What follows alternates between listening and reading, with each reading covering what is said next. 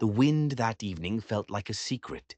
It whispered across the dry August flats, carrying the smell of old dust and older ghosts. Clara felt it in the dirt, cupped between her palms as she knelt by the time patch. The bees hummed a low, steady tune, stitching the world together. For 6 years, silence had been her only neighbor, but today the silence was different. It felt heavy, like a held breath. That's when she saw them. Two riders on the rise above her homestead. At first, just a shimmer on the horizon. Then two figures cut from dark stone against the setting sun. Their shadows poured down the trail, long and hungry. They didn't shout. They didn't wave. They just watched. Clara stood slowly, dusting her hands on her apron. The rifle was by the door, an old friend, but she didn't reach for it. Not yet. This moment called for stillness, not steel. The riders started down the slope. They moved with the slow, sure knowledge of men who had already won. The big one rode like a boulder, silent and inevitable. The younger one's eyes were sharp, taking in every detail of her land, the fence, the hives, the sag of her roof, as if he were reading a map that led straight to her. She stepped onto the porch and let the boards groan her name into the quiet air. "This land isn't for sale," she called out, her voice steadier than she felt. The big man, the one who looked like he was carved from the mountain itself, didn't answer. He just reined in his horse and tilted his head, a gesture that wasn't a greeting. It was an acknowledgement. The younger one, lean and restless, offered a crooked half-smile. "We're not buying," he said. "Just asking for water, shade for the horses. Won't be long." The words were a lie. Clara knew it in her bones. Men like this didn't just pass through. They arrived. But there was no one else to answer for her. There hadn't been for 6 long years. Just the chickens, the bees, and the house that sagged around her like a shroud. "There's the trough," she said, nodding toward the willow tree. They dismounted, moving with a quiet purpose that set her teeth on edge. The big one, Thomas, walked to her porch, but he stopped at the bottom step. With deliberate care, he bent down, pulled off his dusty boots, and set them neatly side by side. The small gesture hit Clara harder than a threat. It wasn't politeness. It was a claim. It was the act of a man who planned on staying, a man who was already making himself at home. And as he stepped onto her porch in his socks, she realized the silence hadn't just been broken. It had been replaced by something far more dangerous. Evening stretched across the valley, but the strangers made no move to leave. The younger one, Lark, paced her fence line like a caged wolf, tapping posts, testing wires. He was looking for a weakness. Thomas, the big one, sat under the willow tree, as still as a gravestone. He wasn't resting. He was watching, measuring. Clara tried to busy herself with chores, gathering eggs, her hands fluttering like trapped birds. She told herself it was just to keep busy, but the truth was a cold knot in her stomach. The silence felt different with them here. Less empty, more like the quiet before a storm. She passed the beehives, and a deep voice rumbled from the shadows. "You keep bees." She jumped. It was Thomas. His words were slow, heavy. Not a question. A statement. "They mind their business if you mind yours," she replied, her voice tight. He nodded toward the hives. "They listen when you sing." Clara froze. She hadn't even realized she was humming. A tune her mother used to sing while kneading bread. Heat rushed to her cheeks. How did he know that? What else had he noticed? Before she could process it, a laugh cut across the yard. It was Lark by the chicken coop. "That hinge is about to snap," he called out, pointing. "I could mend it." Clara folded her arms. "Do you always offer to fix things at places you show up uninvited?" His grin widened. "Would it work better if I didn't?" For the first time in what felt like a lifetime, a smile almost broke through her defenses. She pressed it back. Do what you like with the gate. Just don't touch my bees." Lark gave a mock salute and pulled tools from his saddlebag. Clara turned and walked back to the porch, her heart pounding a frantic rhythm. A warmth was spreading in her chest, a fragile thing she didn't want and couldn't name.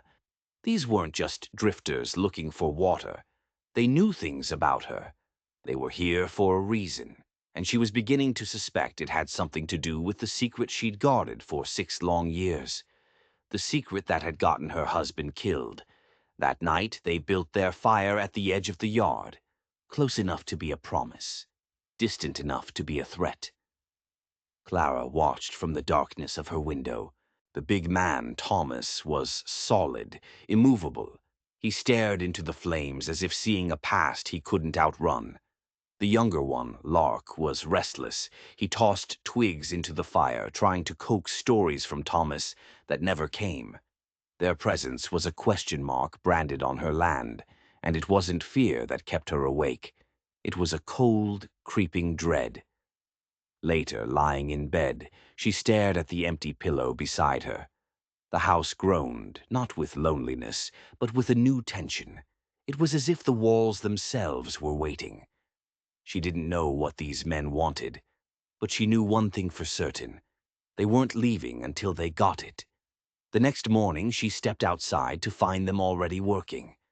Thomas was splitting logs with a steady, powerful rhythm. Lark was mending the chicken coop gate, whistling a tune that sounded oddly familiar. They didn't look up.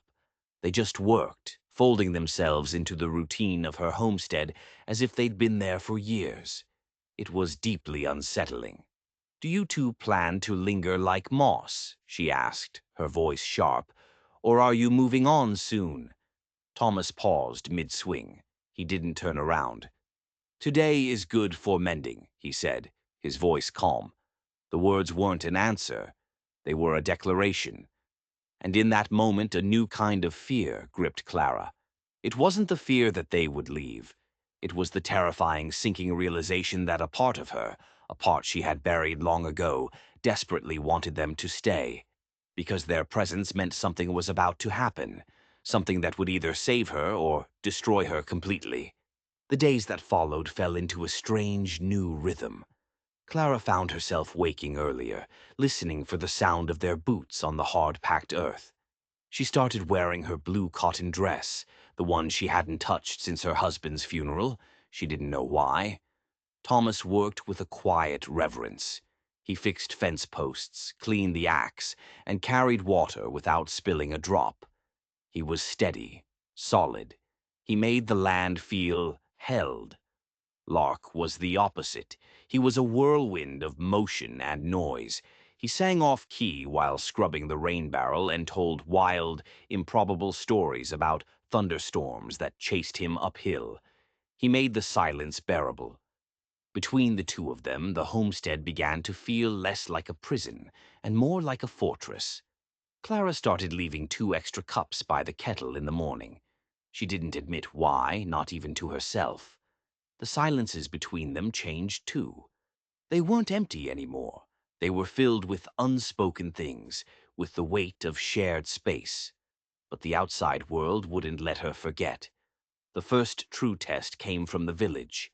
She sent a basket of honey and preserves to the general store, same as every season. The boy, Silas Boone, brought it back an hour later. The basket was still full. Tucked inside was a folded note. "Find other trade." Clara's hands didn't shake. She fed the note to the stove and watched the words turn to black ash. She would not let them see her break. But it got worse. When she rode into town for feed, conversation stopped. Heads turned away.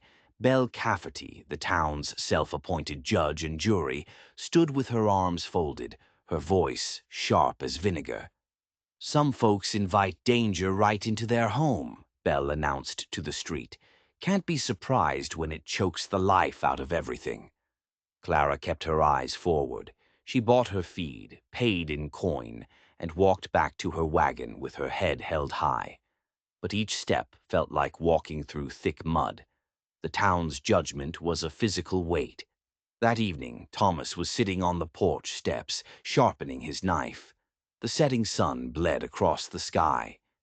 "You stay too long," Clara said, her voice low. "They'll start using my name again." Thomas didn't look up from the blade. "Let them." The words were simple, but they were a foundation. Clara sank down beside him, the boards creaking. The story she had held inside for 6 years finally broke free. "My husband died with a rope around his neck," she whispered. "They said I helped him steal a horse." She forced herself to continue, her voice cracking. "The truth is, I didn't help. I didn't even know what he'd become until it was too late. But they needed someone to blame." The whetstone stilled in Thomas's hand. He turned to face her, his eyes dark and steady. "You still stand," he said quietly. It wasn't pity. It was recognition. And in that moment she felt a crack in the wall she'd built around her heart. She wasn't just the poison widow anymore. In his eyes, she was something else. But what she didn't know was that Thomas already knew her story. He knew more than she could possibly imagine. And his presence on her land wasn't a coincidence. It was a debt, one he had come to pay. The next morning, Lark was at her door with a wooden spoon. "Tried making coffee," he said with a grin. "Tastes like wagon grease. Need an expert." As she poured him a cup of real coffee, she finally asked the question that had been burning a hole in her mind.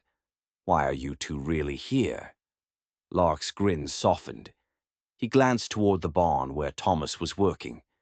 "We were headed south, but his horse, it turned this way. He doesn't go where he's not meant to." Clara wasn't convinced. "And you?"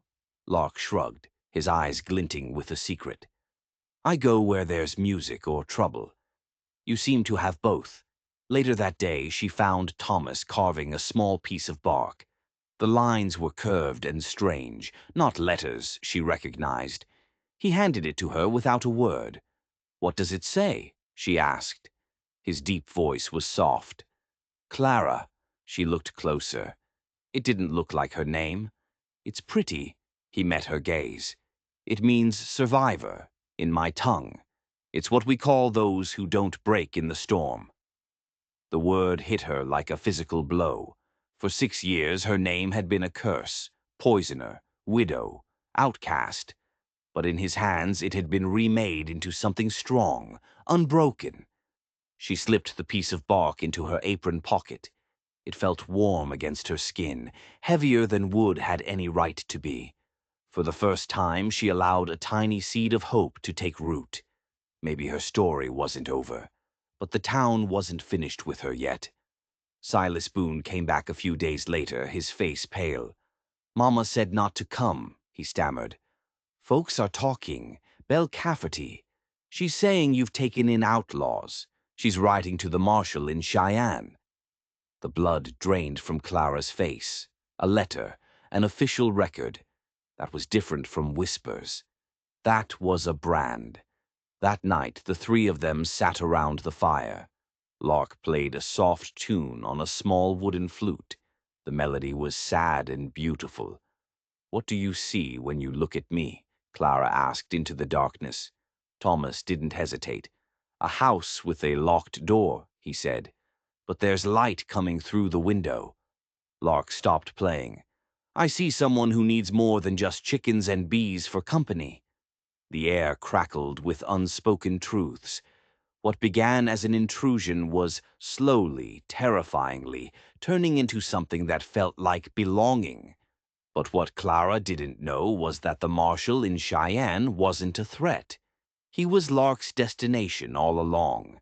And the letter Belle Cafferty was writing would do the exact opposite of what she intended. It would spring a trap that had been set 6 years ago. The sound of shattering glass ripped through the quiet afternoon. A honey jar had slipped from Clara's hands. Golden honey spread across the floorboards, a slow, sticky tide of failure. She just stood there, watching it. It wasn't about the honey. It was about 6 years of holding everything together so tightly that her bones ached with the strain. She knelt to pick up the shards, her fingers trembling. A sharp edge bit into her thumb. A perfect bright red bead of blood welled up. A shadow fell over her. It was Thomas. He didn't speak. He just knelt in front of her, his eyes level with hers. He gently took her hand, his calloused palm impossibly soft. "Let me," he said. He pulled a strip of clean cloth from his pocket and carefully wrapped her cut finger. His touch was so careful, so reverent, it made her throat tighten. The words she'd held back for years finally spilled out, raw and bitter. "They said I poisoned him," she whispered, the confession barely audible. "After my husband died. They said I didn't cry loud enough at the funeral. They said I must have put something in his whiskey." Thomas didn't stop his work. His thumb pressed gently against her wrist, a steady anchor in her storm. "He didn't die from poison," she choked out. "He died from his debts, from his fists. But the town needed a villain, and I was the one left standing." The silence that followed was thick. Thomas tied the final knot on the bandage. He looked her straight in the eye, and he said two words that changed everything. "I know." Not pity, not comfort, just truth. He believed her. He didn't need proof. His gaze told her he saw everything. He saw her. For years she had been a ghost, but in his eyes she was real. Later she found the floor cleaned, the glass gone. On the table was a small wooden bowl with the honey he had managed to save. Beside it lay the piece of bark he had carved for her. Survivor. She traced the word with her bandaged finger. It wasn't just a name he'd given her. It was something she could finally start to claim for herself. Healing, she realized, wasn't a sudden miracle. It was a slow, quiet thing, like a man wrapping a wound, like a name carved into wood. But the peace was short-lived. Lark came riding back from town a few days later, his face grim. "Belle Cafferty wasn't bluffing," he said, his voice low. "She sent the letter. But that's not the worst part. She's telling everyone that Thomas isn't just some drifter. She's telling them he's a wanted man." Clara's heart stopped. "Wanted for what?" Lark met her eyes. "For the murder of your husband." The world tilted on its axis. Clara stared at Lark, then toward the barn where Thomas was working, his broad back a familiar, solid presence. It couldn't be true. It was another lie, another piece of poison from Belle. But a cold seed of doubt took root. What did she really know about this quiet, steady man? He'd shown up out of nowhere. He knew things he shouldn't know. That evening, the tension around the dinner table was a sharp, dangerous thing. "Is it true?" she finally asked, her voice shaking. "What Belle is saying?" Thomas set his fork down. His eyes were filled with a deep, weary sadness. He didn't deny it. He just looked at her. "The story is more complicated than that, Clara." Before he could explain, Lark spoke up, his tone urgent. "We don't have time for complicated. Someone's coming." They all looked up. A single rider was approaching the homestead, moving fast. Not a neighbor, not Silas Boone. This was someone else. As the rider got closer, Clara saw the glint of metal on his chest. A badge. It was the marshal from Cheyenne. But he wasn't alone. Riding just behind him, a smug, triumphant look on her face, was Belle Cafferty. She had brought the law right to Clara's door. Belle pointed a finger at Thomas. "That's him, Marshal. That's the man who killed her husband 6 years ago, and she's been harboring him like a common criminal." The marshal dismounted, his eyes hard. He looked from Belle to a pale-faced Clara, and then to Thomas, who hadn't moved a muscle. Then, to everyone's shock, the marshal turned to Lark. "Report, deputy," he said. Lark straightened up, his easygoing grin gone, replaced by a steely professionalism. "The suspect, Thomas Kane, has been secured, sir, just as planned." Clara's head was spinning. "Deputy? Planned?" Belle Cafferty looked just as confused. "What are you talking about? I'm the one who wrote to you." The marshal gave her a cold smile. Yes, you did, and you walked right into our trap. We've been waiting 6 years for someone from your town to make a mistake. You just did. He turned to Thomas. You're not under arrest, Thomas. You're our star witness. Then he looked at Clara, his expression softening slightly. Ma'am, I'm sorry for the deception. Your husband wasn't a horse thief. He was working for us. He was gathering evidence on a smuggling ring run by the most powerful men in this valley. Belle's husband included. Belle's face went white. Your husband was about to expose them all, the marshal continued, so they murdered him. And they framed you to silence you, to make sure no one would ever believe a word you said. Clara sank onto the porch steps, her legs giving out. 6 years. 6 years of shame, of isolation. All of it a lie. Thomas was your husband's partner, the marshal explained. He's been living in the mountains, watching, waiting for the right time to finish what they started. Lark was sent in to make contact. Your homestead was the prearranged meeting place. It all clicked into place. The knowing looks, the strange comments. They weren't just fixing her fences. They were finishing a war. This is absurd, Belle shrieked. You have no proof. Oh, we have proof, Lark said, finally allowing himself a small, sharp grin. He pulled a worn, leather-bound book from his saddlebag. Your husband's ledger, detailing every illegal shipment, every bribe, every crime. Clara's husband hid it before he was killed. Where did you find that? Belle gasped. Lark looked at Clara. We didn't find it. She did. He pointed to the small piece of carved bark Thomas had given her, the one that said survivor. It wasn't just a gift, Clara, Thomas said, his voice full of regret. It was the key. Your husband created that symbol. It marks the location of the ledger. He pointed to a loose stone in the foundation of her hearth. He knew you'd be the only one who would never abandon this place. He trusted you to keep it safe, even if you didn't know it. The truth was a blinding light. Her husband hadn't abandoned her to his shame. He had entrusted her with his legacy. He had believed in her even from the grave. The marshal put a hand on Belle Cafferty's shoulder. You're under arrest, along with your husband and every other name in this book. As the marshal led a sputtering Belle away, Clara looked at Thomas. Really looked at him. He wasn't a drifter. He wasn't a killer. He was the keeper of a promise. A man who had lived in the shadows for 6 years to see justice done. The secrets were finally out in the open, but the danger wasn't over. Not by a long shot. Because the men named in that ledger weren't going to be taken without a fight, and the whole valley was about to erupt in violence. Clara's quiet homestead was about to become a battleground. The harvest dance. It was the one night of the year the whole valley came together. A night of music, cider, and forced smiles. Clara hadn't gone in 6 years. This year she would. She opened the old trunk at the foot of her bed. There, at the bottom, was the blue dress.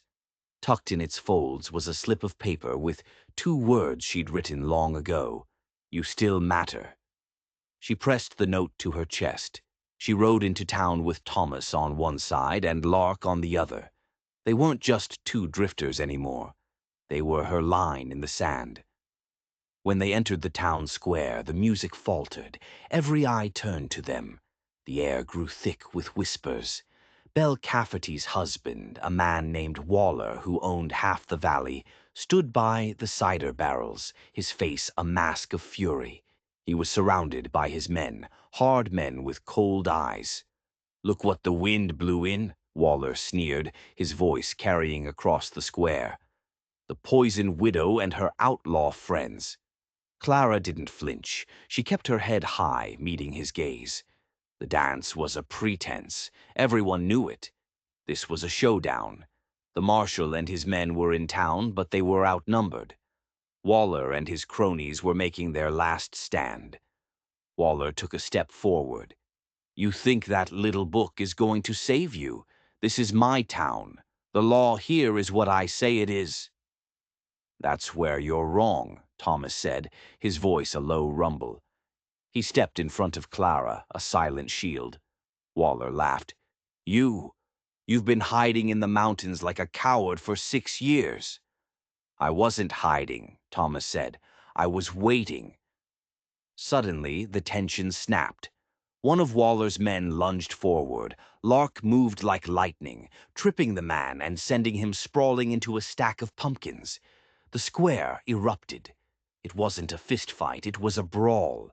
Men were shouting, tables were overturned, lanterns were smashed. Through the chaos, Clara saw Waller and his men trying to push through the crowd, their target clear. Her. They wanted the ledger, and they would kill her to get it. Thomas was a force of nature, a boulder against a tide of angry men. But there were too many of them. Clara was knocked to the ground, the precious ledger slipping from her grasp. She saw Waller's boot coming down, aimed at her head. She closed her eyes, bracing for the impact. It never came. A gunshot cracked through the night. The crowd froze. Standing on the stage where the fiddle players had been, holding a smoking rifle, was a figure no one expected to see. It was Silas Boone's mother, a quiet, timid woman who had always looked away when Clara passed. Now her eyes were blazing. "You leave her alone," she screamed, her voice shaking but full of a newfound strength. "She's one of us. You've poisoned this town with your greed for long enough." Another figure stepped up beside her. Then another. The townspeople, the ones who had shunned her, whispered about her, left her to starve, were forming a line between Clara and Waller's men. They had finally chosen a side. Waller stared at the wall of defiant faces, his own people turning against him. His power was built on their fear, and in an instant it had crumbled. The marshal and his deputies pushed through the now cooperative crowd and put Waller and his men in irons. The fight was over. Justice, after 6 long years, had finally been served. Clara stood up, brushing the dust from her blue dress. Silas Boone's mother rushed over and wrapped her in a fierce hug. "We're so sorry, Clara," she whispered. "We were cowards." Tears streamed down Clara's face, not tears of sorrow, but of release. As the townspeople surrounded her, offering apologies, offering food, offering a place back in the community she had lost, she looked over their heads and met Thomas's eyes. He was smiling, a real, genuine smile that transformed his rugged face. Later that night, they rode back to the homestead under a sky full of stars. The silence was different now. It was peaceful, whole. At the cabin, Thomas dismounted and reached into his pocket. He pulled out a small, smooth stone. Etched into its surface was that same familiar symbol, Survivor. He pressed it into her palm, his fingers closing around hers. "Your husband was a good man," he said, his voice thick with emotion. "He'd be proud of you." Clara looked from the stone in her hand to the man standing before her, a man who had honored a promise, who had stood by her, who had helped her reclaim her name. "What will you do now?" she asked, her heart in her throat. Thomas looked around at the small homestead, at the beehives humming in the moonlight, at the house that had become a sanctuary. "I was thinking," he said softly, his eyes finding hers in the dark. "Today is a good day for mending." This wasn't just the end of a long, painful chapter. It was the beginning of a new one. A story not of shame, but of survival. Not of loneliness, but of love. A story carved in bark, written in a ledger, and finally etched in stone. If you enjoyed this story of justice and redemption, don't forget to like and subscribe for more tales of the unexpected.